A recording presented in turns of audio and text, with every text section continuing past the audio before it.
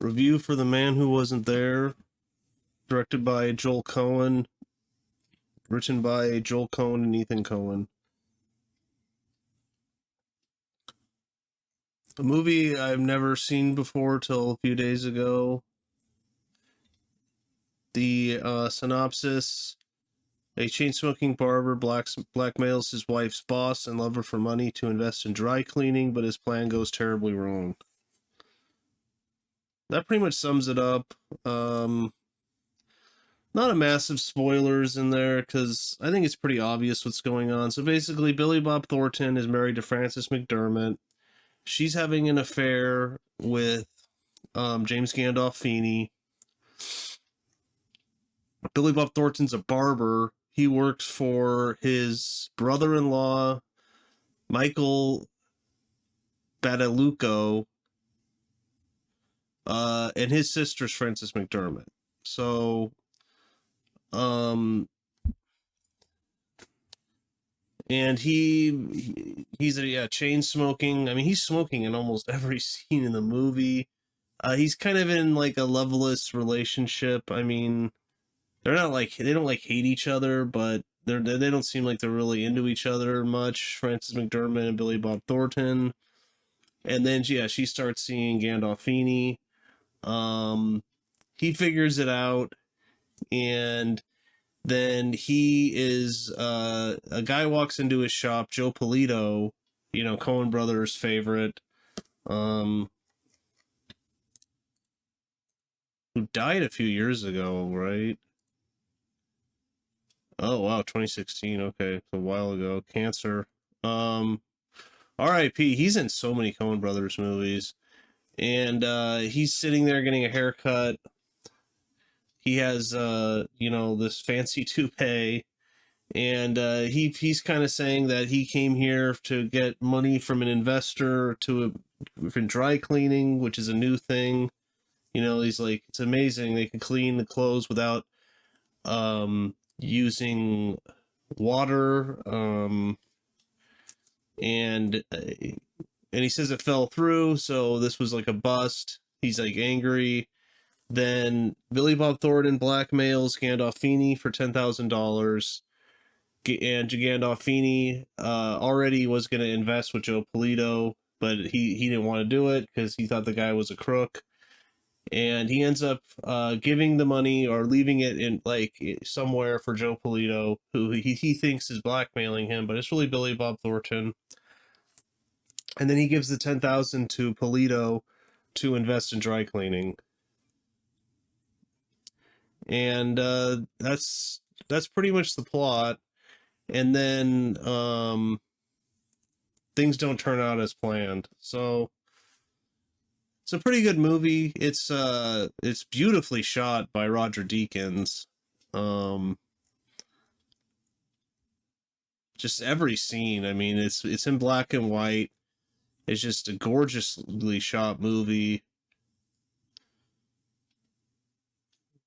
So the Coens came up with the movie while working on the Hudsucker Proxy. That's a movie I've watched before. I've never really liked, but I don't know. Maybe I should go back and watch it. But while filming the scene in the barbershop, the Coens saw a prop posters of 1940s haircuts, began developing a story about the barber who cut the hair of the poster.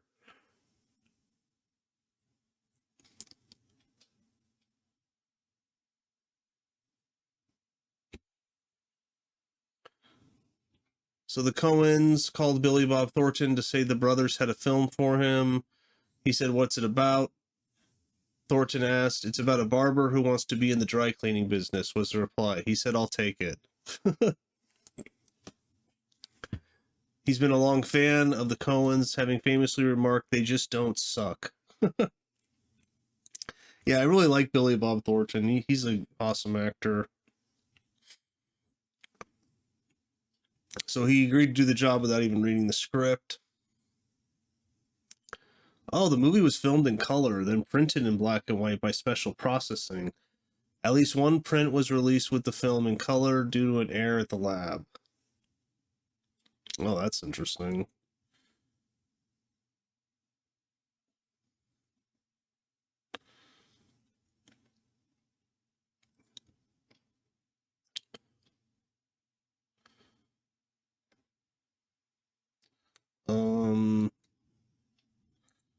So it includes 2 Oscars winners, Frances McDormand and Billy Bob Thornton, 3 Oscar nominees, Richard Jenkins, Scarlett Johansson, and Jennifer Jason Leigh.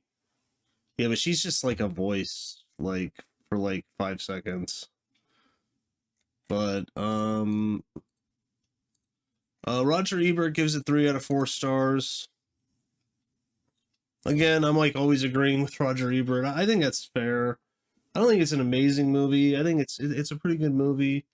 It's interesting. It's, you know, gorgeous to look at. So, I mean, I'll go into spoilers now, you know, spoilers. So he ends up going Gandolfini finds out that he knows he's having an affair with his wife. He knows that Joe Polito did not was not about blackmailing him. So he knows it's him. So he calls him to his office, and then he ends up killing Gandolfini because Gandolfini attacks him. And then Frances McDormand ends up having to stand trial for his death because they were also extorting the company for money because the company was owned by Gandolfini's wife. So, and then in the end, she ends up hanging herself in jail. So it's kind of like this like comedy of errors like thing going on where life is just absurd and there's like no point to life almost.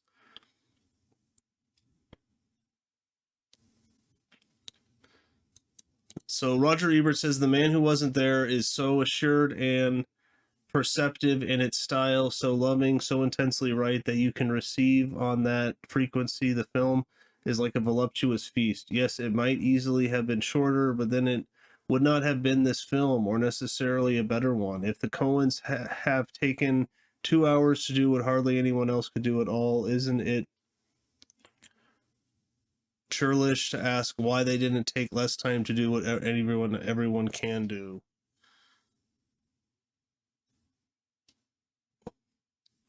Joel and Ethan Coen are above all stylists.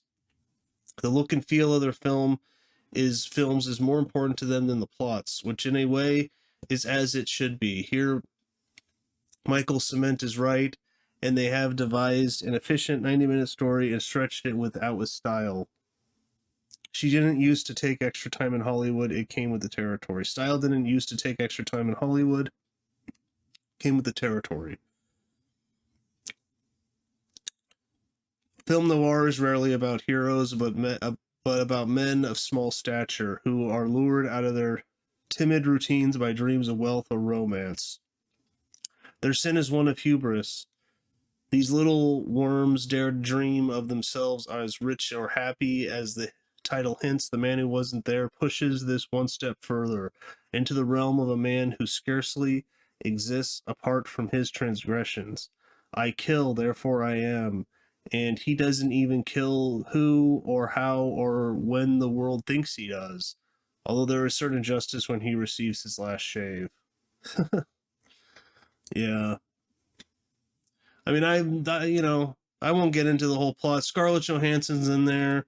Very young Scarlett Johansson. She is like a really good pianist, musician. He kind of gets involved trying to make her career to blossom. He like takes her to this famous musician, but yeah, it's a solid movie. It's not one of my favorites from the Coen brothers. Like I said, 3 out of 4 stars is probably about right.